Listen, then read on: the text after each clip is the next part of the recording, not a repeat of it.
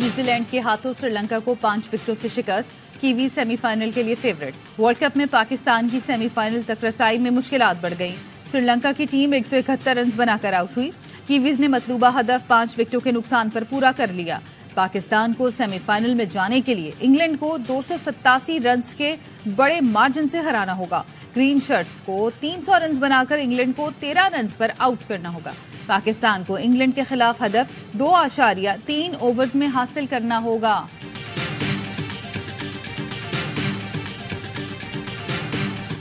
Chairman PTI की front person Farhad शहजादी की मुबैना corruption. PTI दौरे हुकूमत ने फरहद शहजादी के असासों में 4.5 अरब रुपए का हैरत अंगेज इजाफा। एसीसीपी रिकॉर्ड के मुताबिक फरहद शहजादी 8 कंपनियों में हिस्सेदार हैं। उन्होंने 2018 में एमएनएसटी स्कीम से भी फायदा उठाया। 489 मिलियन रुपए से ज्यादा काला धन ट्रांसफर, पोस्टिंग और सरकारी ठेकों की मद में रेगुलराइज कराया। फरहद शहजादी, एहसन जमील गुज्जर और उनके पार्टनर्स के मुल्क भर में 102 बैंक अकाउंट सामने आए। फरहद शहजादी के असासों की मालियत 14.5 अरब है।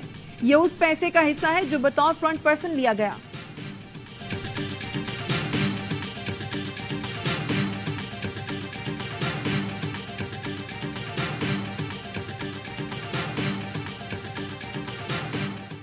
और बुशरा बीबी का जरिया आमदन ये था कि पंजाब के सूबे से अरबों रुपया कमाओ। महंगाई को रोते, महंगाई में इजाफा इसलिए हुआ कि आप लोगों ने कौम का पैसा हड़प कर लिया। फरहद शहजादी को फौरी वापस आना चाहिए और एहसन जमील गुज्जर को कानून का सामना करना चाहिए।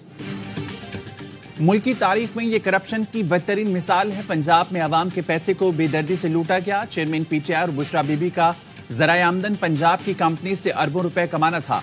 फरहद शहजादी को वापस लाया जाए। एहसन जमील गुज्जर भी कानून का सामना करें। नून लीग के रहनुमा तातारड़ की प्रेस कॉन्फ्रेंस, कहा ऐसे लगता है बनी गाला में पैसे बनाने वाली मशीन लगाई गई थी। शर्जील मेमन का कहना है हुकूमत में रहकर सहूलतकारों के जरिए करप्शन की गई। चेयरमैन पीटीआई के तमाम सहूलतकारों को शामिल तफ्तीश किया जाए। एमकेएम रहनुमा मुस्तफा कमाल कहते हैं करप्शन खत्म करने की दावेदार जमात ने माजी से ज्यादा करप्शन की है।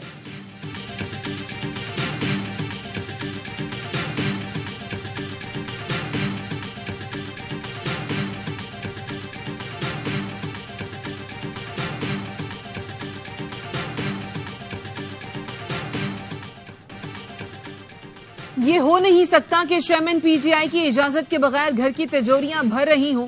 पंजाब की लूटमार का पैसा आपके घर में पड़ा है, इसका मतलब है करप्शन में आप शामिल हैं।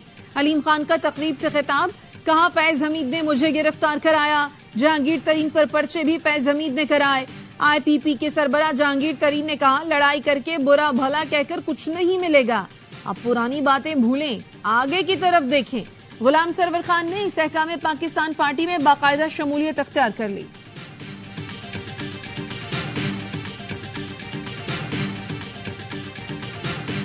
पार्टी के सदर मियां शहबाज शरीफ साहब हैं, मियां नवाज शरीफ साहब पार्टी के कायद हैं। वो जनरल इलेक्शन लड़ेंगे। जनरल इलेक्शन लड़ने में उनके रास्ते में कोई चीज है क्यों लीग या चौधरी शुजात साहब हैं तो उनसे भी मुलाकात हो सकती है। नवाज शरीफ के रास्ते में कोई रुकावट नहीं। नवाज शरीफ आइंदा इंतखाबात में जिमनी नहीं जनरल इलेक्शन लड़ेंगे। लीग रहनुमा राना सनाउल्लाह कहते हैं नवाज शरीफ जल्द चौधरी शुजात हुसैन और दीगर जमातों के कायदीन से मुलाकात करेंगे।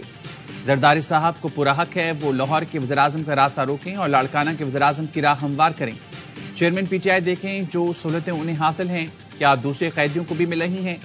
मैशत के लिए -9 मई पीटीआई वालों से बातचीत के लिए तैयार हैं।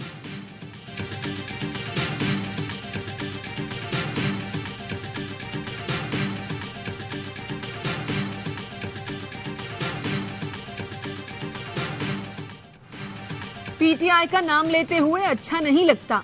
उनके हाथ बंधे और हमारे खुले हुए हैं, ऐसे लड़ाई का मजा नहीं आता। मौलाना फजलुर रहमान कहते हैं अगर वो कानून की गिरफ्त में है और रियासत मुखालिफ इक़दाम किए हैं तो इलेक्शन में हिस्सा लेने के लिए मुमकिन है पाबंदी लग जाए। इलेक्शन करीब आते आते सियासी इत्तेहाद बनते रहेंगे, एडजस्टमेंट भी होती रहेगी। मुल्क को इक़्तिसादी चैलेंजेस का सामना है। आर्मी चीफ ने मईशत को बचाने के लिए कुछ सख्त फैसले लिए हैं।